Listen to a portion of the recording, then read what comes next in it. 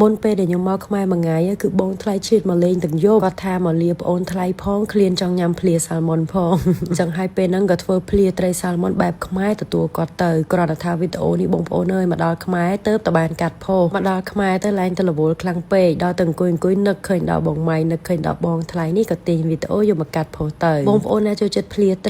្រីសាល់ម៉ុនអីមើលវីដេអូនេះត្រូវហើយបងថ្លៃខ្ញុំក៏ចូលចិត្តរបៀបសាល់ម៉ុនកន្លុកមួយទឹកត្រីកោះកុងបងប្អូនភ្លាសាល់ម៉ុនហិលប៉ុន្តែថ្ងៃនេះខ្ញុំក៏ធ្វើភ្លាត្រីបែបខ្មែរម្ដងគាត់ថាខ្ញុំប្រើត្រីសាល់ម៉ុនព្រោះត្រីសាល់ម៉ុនគឺយើងអត់ចាំបាច់ធ្វើវាយូរបងប្អូនយើងញ៉ាំឆៅបានងាយស្រួលមែនតើអញ្ចឹងហើយទៅកែច្នៃអញ្ចឹងហ្មងទៅបងប្អូនភ្លាត្រីបែបខ្មែរប៉ុន្តែប្រើត្រីសាល់ម៉ុនខ្ញុំមានប្រើប៉េងប៉ោះខ្ទឹមក្រហមស្ដាយគួរគឺត្រូវគ្នាណាបងប្អូនអើយជាពិសេសគឺម្ទេសហើយនិងខ្ទឹមសក្រូចឆ្មាវិញគឺខ្វះបានទេខ្ញុំនឹកឃើញដល់ភ្លាត្រីដែលម៉ាក់ខ្ញុំតែងធ្វើពីក្មេងគឺឆ្ងាញ់បងប្អូនគេហាន់ត្រីឲ្យស្ដើងត្រីរ៉ស់ហ៎ប៉ុន្តែនៅអាល្លឺម៉ង់នេះគឺមិនដឹងទៅរោណាទេបងប្អូនអើយមានត្រីសាល់ម៉ុននឹងឯងលឿនសូម្បីតែជីក៏ប្រើជីអង្កាមដែរពួកអីអត់បានទៅផ្សារប៉ុន្តែបងប្អូនអត់ដែរសាកអីអាចសាកបានណាភ្លាត្រីសាល់ម៉ុនដោយសារតែត្រីសាល់ម៉ុនគឺយើងញ៉ាំឆៅវាអត់មានក្លិនមានឆ្អាបមានអីទេអ្នកដែលអត់សូវចូលចិត្តរបស់ឆៅដោយបងម៉ៃអីក៏គាត់ញ៉ាំបានដែរបងប្អូនយើងហាន់វាដុំអញ្ចឹងមកកុំស្ដើងពេកកុំក្រាស់ពេកព្រោះដល់ពេលខ្ញុំហាន់ស្ដើងពេកយើងខ្លាចបែកខ្សាច់ត្រីហើយបើយើងហាន់ក្រាស់ពេកខ្លាចវាអត់ចូលជាតិឆ្អិនល្អបងថ្លៃខ្ញុំតាំងពីកូនមួយមកគឺមិនដែលសូវបានជួបគ្នាបានទេបងប្អូនអើយរវល់មើលកូនទៅថ្ងៃនេះឯងកូនគេទៅតាមយាយទៅគាត់ទៅនេក៏គាត់មកលេងផ្ទះខ្ញុំទៅរបៀបធ្វើខ្ញុំគឺងាយស្រួលណាបងប្អូនដំបូងឡើយយើងដាក់ត្រីដាក់ស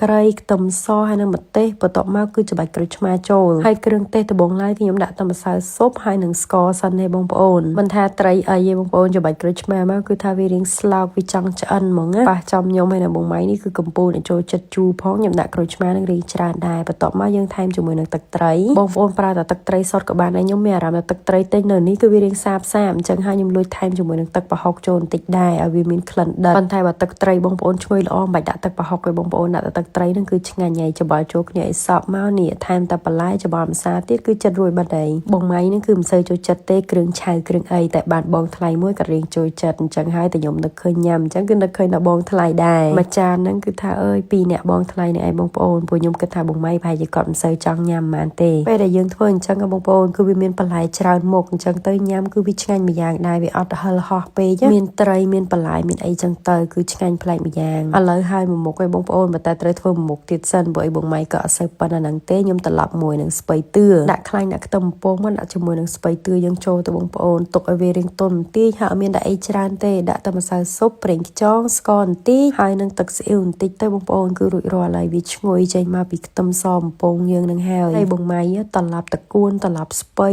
ៃបូកគោអីហ្នឹងនិយាយពីគាត់ចូលចិត្តហ្មងគាត់ថាម្ហូបធម្មតាសាមញ្ញប៉ុន្តែឆ្ងាញ់អញ្ចឹងហើយថ្ងៃនេះបងថ្លៃមកអត់មានកម្រងគឺម្ហូបមានតែពីរមុខប៉ុណ្្នឹងឯងបងប្អូនថ្ងៃអាទិត្យផ្សារអីបិទអស់ទៀតអញ្ចឹងមានតែកែច្នៃបានតែប៉ុណ្្នេះឯងគ្រាន់តែថាញ៉ាំបាយញ៉ាំអីហើយយើងមាននំនែកអីអមតិចតួចគឺប្រហែលជាឆ្អែតទេបងប្អូនពួកខ្ញុំក៏មិនសូវជាញ៉ាំច្រើនបានដែរនិយាយមែនឲ្យតែបានម្ហូបភ្លាញោមត្រីសាល់ម៉ុនអីអញ្ចឹងគឺខ្ញុំនឹកឃើញដល់តែបងថ្លៃខ្ញុំទេព្រោះជនជាតិកម្រណាបងប្អូនដែលចូលចិត្តញ៉ាំរបស់ឆៅអញ្ចឹងតែបងថ្លៃខ្ញុំនេះគឺហាន់ត្រីប្រទះជាលក់ទឹកត្រីកោះកុងតែជាមួយខ្ញុំនឹងឯងចូលចិត្តណាស់គ្រឿងឆៅគ្រឿងអីអញ្ចឹងប៉ុន្តែបងប្អូនស្រីយើងញ៉ាំរបស់ឆៅរបស់ផ្អាប់អញ្ចឹងគឺអត់សូវល្អទេខ្ញុំនេះហ៊ានញ៉ាំដោយសារតែមានរបស់ជំនួយគឺខ្ញុំតែប្រើជាប្រចាំជាមួយនឹងឈុតទឹកអនាម័យយ៉ាម៉ាណាបងប្អូនព្រោះកាលណាតែយើងញ៉ាំរបស់ផ្អាប់របស់ឆៅផ្ដេសផ្ដាស់អញ្ចឹងស្រីយើងគឺដឹងតែជួបប្រទះហើយជាមួយនឹងបញ្ហាលមាស់ធ្លាក់សផ្សិតឬក៏បញ្ហារោគស្ត្រីផ្សេងជាដើមប៉ុន្តែទឹកអនាម័យយ៉ាម៉ាណានេះគឺជួយខ្ញុំបានច្រើនណាស់បងប្អូនផលិតផលរបស់ប្រទេសជប៉ុនមាន QR code មានអីត្រឹមត្រូវបងប្អូនហើយពិសេសជាងគេត្រង់ថាទឹកអនាម័យនេះគឺជាប្រភេទ gel ដែលបងប្អូនប្រើតិចប៉ុន្តែបានផលខ្ពស់លាងសម្អាតបានល្អខ្លាំងមែនតើហ្មងណាហើយសម្រាប់បងប្អូនស្រីដែលមានគ្រួសារហើយឬមានកូនហើយដែលបងថ្លៃខ្ញុំអីហ្នឹងគឺប្រើជាឈុតជាមួយនឹងសេរ៉ូមហ្នឹងគឺកាន់តែល្អទៀតដោយសារតែសេរ៉ូមនេះបងប្អូនយើងប្រើម្ដងតែមួយដំណក់ទេប៉ុន្តែជួយសម្លាប់មេរោគបាក់តេរីបានថែមមកតង់ថែមមកកម្រិតទៀតហ្មងបងប្អូនក្រៅពីហ្នឹងគឺជួយផ្ដល់សំណើមហើយនឹងជួយបន្តឹងថែមទៀតផងផលិតផលយ៉ាម៉ាណាគឺខ្ញុំប្រើប្រាស់ដែលមានភាពជឿជាក់មកបងប្អូនគាត់ចូលជើងលើទីផ្សារមក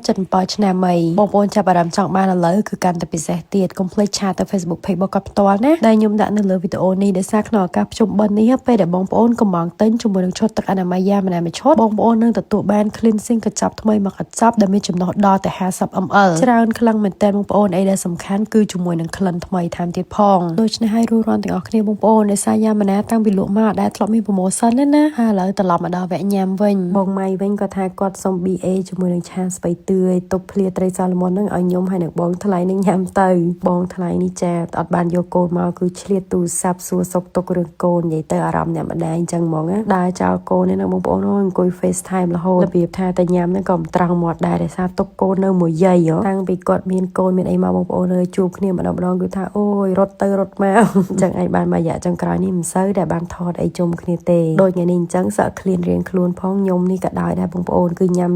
យកតែម្ដងនិយាយពីភ្លាត្រីហ្នឹងបងប្អូនសាច់ត្រីហ្នឹងគឺវាឆ្ងាញ់ហើយអាទឹកភ្លាហ្នឹងខ្ញុំយកទៅស្រូបជាមួយបាយហ្នឹងក៏វាឆ្ងាញ់ដែរអញ្ចឹងសម្រាប់បងប្អូនដែលចូលចិត្តភ្លាត្រីភ្លាអីអត់ចង់ពិបាកធ្វើអាចធ្វើត្រីសាល់ម៉ុនបានដែលសារងាយស្រួលធ្វើមែនតើភ្លាមួយចានហ្នឹងអ្នកដែលចូលចិត្តហ្នឹងគឺដឹងទៅអស់បាយ2ចានដូចខ្ញុំហើយអ្នកបងថ្លៃថ្ងៃនេះអញ្ចឹងហើយដែលសំខាន់ណាស់អ្នកដែលអត់ចេះញ៉ាំរបស់ឆៅដោយបងម៉ៃហ្នឹងក៏គាត់ញ៉ាំបានដែរមួយម៉ាត់ហើយមួយម៉ាត់ទៀតអញ្ចឹងបងប្អូនដែលចង់សាកកុំភ្លេចធ្វើសាកទាំងអស់គ្នាវីដេអូខ្ញុំថ្ងៃហ្នឹងក៏មានតែប៉ុណ្្នឹងហើយបងប្អូនអរគុណដែលបានទស្សនាហើយពួកយើងចាំជួបគ្នានៅវីដេអូក្រោយៗទៀតណាបាយបាយបងប្អូន